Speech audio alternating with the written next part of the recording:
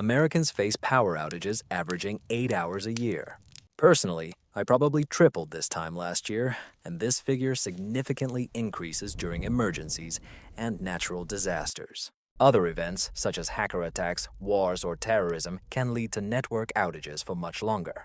Most prepared people consider generators the main solution for backup power, but these generators have significant drawbacks. A high-quality generator can cost between $500 to $1,500, sometimes even more.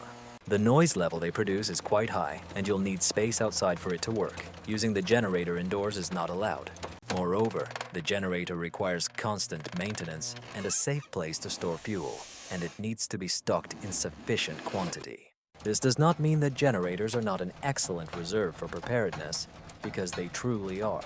But if you are one of those people who have no space for a generator or cannot afford one, there are many other ways to ensure backup power without significant expenses. The good news is that there are several available options, from simple battery systems to solar panels, battery banks, and even your car, to keep devices running during power outages. Nevertheless, there is a compromise here. Prepared people often prefer generators due to their high power. They can run longer and simultaneously power several powerful devices. In reality, there aren't many other options, not counting generators or very large expensive battery banks. Although these small battery packs have their advantages in portability, indoor use, and silence, meaning you won't attract your neighbor's attention, they cannot produce as much energy as a large generator. So let's consider what different options exist. They will be useful for those who already have a generator and for those who plan to acquire one in the future. It is always useful to have several backup options, as you never know how long a power outage will last, and the more energy you can accumulate, the longer you can withstand such situations. The first option I want to mention is batteries. You have regular alkaline batteries and rechargeable ones. In my opinion, batteries are the first line of defense for backup power in emergencies. It's something everyone should have. We currently have so many different electronic devices that everyone probably has batteries scattered around the house. In a state of readiness, we need backup supplies for these stocks. You can purchase a container that will store various types of batteries and help organize them. This is the most economical way, and for all the various electronic devices we have, it is quite suitable, except for mobile phones and tablets. We will talk about that later. When it comes to batteries, technologies have changed significantly over the last decade. Since I started preparing, the situation has changed drastically. Now there's no need to worry about batteries in the flashlight that you find have leaked and ruined everything a year later. Modern battery technologies have freed us from the need to use lead acid or alkaline batteries. Instead, we have low self-discharge nickel metal hydride batteries, like AA batteries, which are simply wonderful and can be recharged hundreds of times.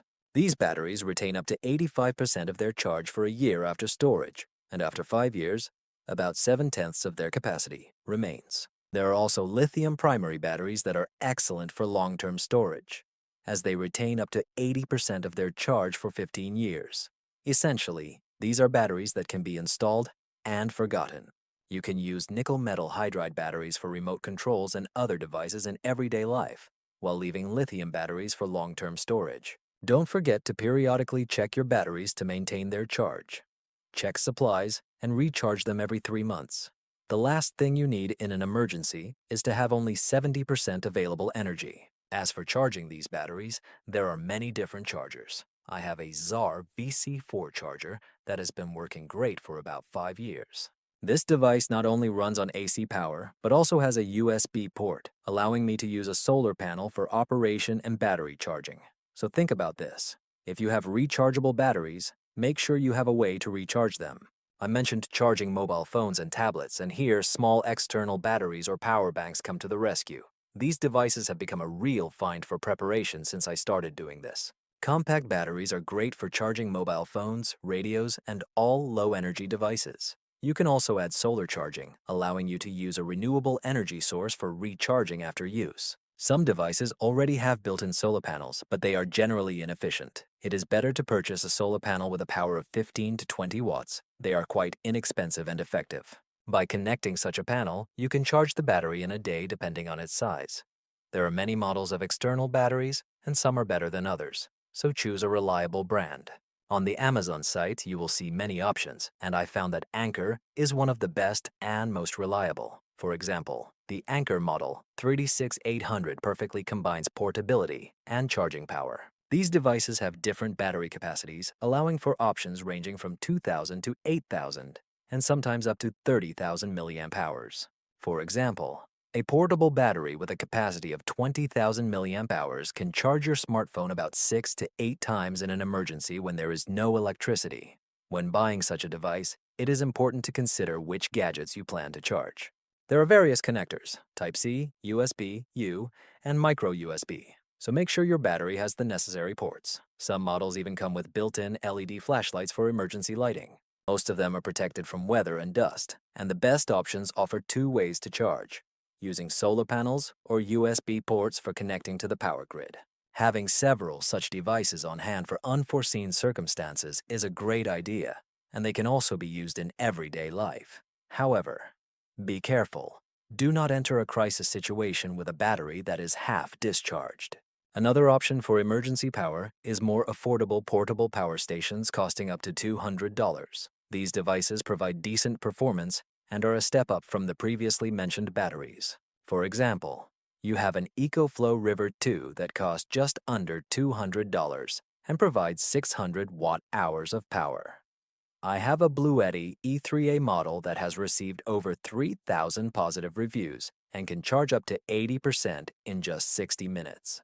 By using compact power stations along with a 100-watt solar panel, though weaker ones can also be used, you can fully charge them in a day with good sunlight. This makes such devices an excellent solution for long-term use. However, it should be remembered that, like the previous options, they will not be able to power a refrigerator, stove, or heater, but will be perfect for operating several light bulbs and other low-power household appliances. The advantages of these power plants are that they do not require fuel storage. They operate quietly, which does not attract the attention of neighbors. They are safe for indoor use, and they do not require maintenance costs. For example, with a portable power station with a capacity of 500 watt-hours, you can use 10-watt LEDs for about 50 hours, a 60-watt laptop for 8 hours, and a 50-watt mini fridge for 10 hours. This will allow milk, cheese, and other products to be kept cool in a short-term emergency situation. Another option could be purchasing a Life PO4 battery instead of a generator. These lithium iron phosphate batteries are much safer than lithium batteries, which are often reported to catch fire. This is due to the presence of battery management systems and slightly different chemistry. Purchase a Life PO4 battery and a 3,000-watt inverter, or 500 watts. Choose according to your preference. By connecting them, you will get the same as at the power station. For charging, you will need a charge controller that will regulate the energy coming from the solar panels. With a set of solar panels, a charge controller, a battery, and an inverter, you will effectively create your own power station. The advantage of this method is that it is scalable. When you buy one of the ready-made power plants, you get a fixed solution. But with a Life PO4 battery, you can organize your own power station and increase its capacity. You can replace the 500-watt inverter with a 2,000-watt one if needed. Life PO4 batteries are a great option. You can choose one of the more affordable models, like Lifetimes, costing only a few $100s and gradually increase the power. This doesn't require significant investments up front. If you don't want to, you can develop the project as needed. It is also important to remember about inverters. Choose an inverter with a pure sine wave. Modified sine wave inverters are significantly cheaper and suitable for working with lamps and similar devices. But sensitive electronics require a pure sine wave inverter, so keep this in mind when choosing. Moreover, your car is not just a means of transportation, but a backup generator that can be useful in an emergency situation. This simple system allows the use of the car's battery and generator power during a crisis. The costs for such a setup are significantly lower than traditional generators or ready-made power plants. The installation is very simple. Take one of the inverters I mentioned earlier, connect it to a battery, and you will have alternating current. It is important to ensure that your car is running, otherwise you will drain the battery. You should also consider the power of your generator. If it is rated for 100 amps, that means you will get 100 amps at 12 volts, which equals 1,200 watts. Do not exceed this value to avoid discharging the battery. Most cars have a cigarette lighter, which is usually rated for 300 watts, so you can charge small devices. But here too, one should not exceed the power limit. Otherwise, at the most inconvenient moment, you may run out of battery charge when it is needed. Depending on the power of the inverter, its cost can vary from $100 to $500 or $600. This is a great way to power yourself with electricity while your car has enough fuel.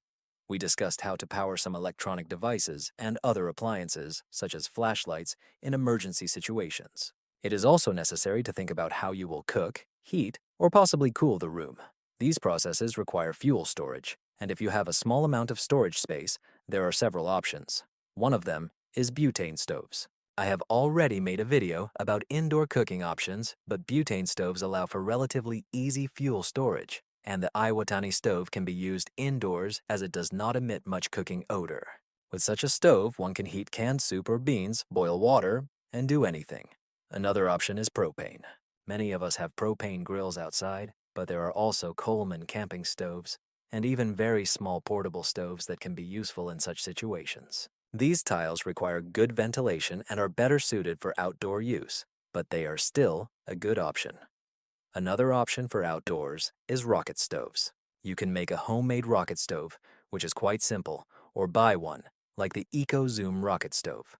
I have a gas rocket stove that looks the same, and they are remarkable for burning significantly less fuel than a regular campfire and producing much less smoke. This means that smoke won't get in your eyes, and cooking outside will be safer than with firewood in terms of odors and smoke. Additionally, there are things like sterno or alcohol stoves that use denatured alcohol or even medical alcohol. There are many different options for cooking, but all require fuel storage. In this context, kerosene or oil lamps can also be mentioned. Dietz lamps became the most popular and reliable in the community of people preparing for various situations. But it is necessary to ensure that you have enough fuel for them, as this is a great way to supplement energy reserves without using flashlights or lamps that require electricity. These lamps use fuel, and while they mainly serve as a source of light, they also emit a little heat. If you want to heat a small room, one or two of these lamps can raise the temperature by a few degrees and alleviate the cold a bit. Another option for heating is the Mr. Buddy heater. These heaters run on propane and use small cylinders. They are safe to use indoors, so if you need to raise the temperature in a room, the Buddy heater will be your best choice. As for cooling, there are many homemade options. Perhaps this is a topic for a separate video, but you can consider different methods for it. There are battery-operated fans and even energy-efficient fans, so just make a list of all the different options you have. In an emergency or disaster, it is important to have alternative energy sources and understand what options you have. Traditional generators may seem like an obvious choice. They are indeed good, but sometimes you just don't have the space for them or the means to acquire them. In such cases, we need to make the most of available resources and consider available alternatives. Smart, prepared people recognize the importance of layered energy sources, which implies having various options for unforeseen situations. This may include several batteries for your electronic devices and multiple ways to charge them. Perhaps you have portable chargers, and over time it is worth gradually accumulating and expanding these supplies. As a result, you will be able to create a reliable plan for using alternative energy. I know that there are many other options, and if you have ideas, please share them in the comments. There are many DIY methods, and it's important to think outside the box in this area. If you can't afford a generator, what alternatives do you have? We should think about how we will provide power for the necessary devices, as this will be completely different from what we are used to today. I would be glad to hear your opinions in the comments. If you are not subscribed yet, subscribe to the channel. I publish videos once or twice a week. Take care of yourself and prepare for possible difficulties. We'll talk soon.